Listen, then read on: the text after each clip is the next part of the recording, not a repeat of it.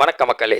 கேட்கும் மக்களின் இதயத்தை நொறுக்கும் அளவுக்கு கொடூரமாக ஏமாற்றமும் வேதனையும் கலந்த ஒரு சம்பவம் தற்பொழுது வெளியாகி உள்ளது.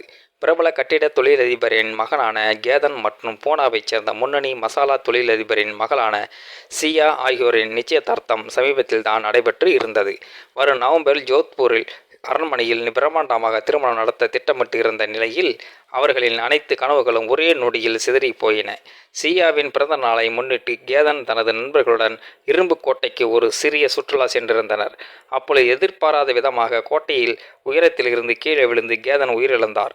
புகைப்படம் எடுக்கும் பொழுது தவறி விழுந்ததால் ஏற்பட்ட விபத்து மரணம் என முதலில் அனைவருமே நம்பினார். மகளின் இழப்பால் அந்த குடும்பமும் முழுவதுமே சோகத்திலே மூழ்கியது. ஆனால் காவல்துறையினர் தீவிரமாக விசாரணையில் வெளிச்சத்திற்கு வந்த உண்மைகள் அனைவரையும் அதிர்ச்சியில் ஆழ்த்தியது. இது சாதாரண விபத்தல்ல, திட்டமிட்டு நடத்தப்பட்ட கொலை என போலீசார் கண்டறிந்தனர். சியாவுக்கும் வேறு ஒருவருடன் காதல் தொடர்பு இருந்ததால் அந்த உறவுக்காகவே இந்த கொடூரமான செயலுக்கும் அவர் துணை நின்றதாகவும் விசாரணையில் தெரிய வந்தது. ஒருவரை காதலிப்பது ஒருபோதும் தவறல்ல. ஆனால் தன் சுயநல ஆசைகளுக்காக தன்னை உயிராக நேசித்த ஒருவரின் உயிரையே பறிப்பது மன்னிக்க முடியாத கொடூரம். தன்னை மனதார காதலித்த பெண்ணிடமிருந்து இப்படிப்பட்ட துரோகத்தை அவர் ஒருபோதுமே எதிர்பார்த்திருக்க மாட்டார்.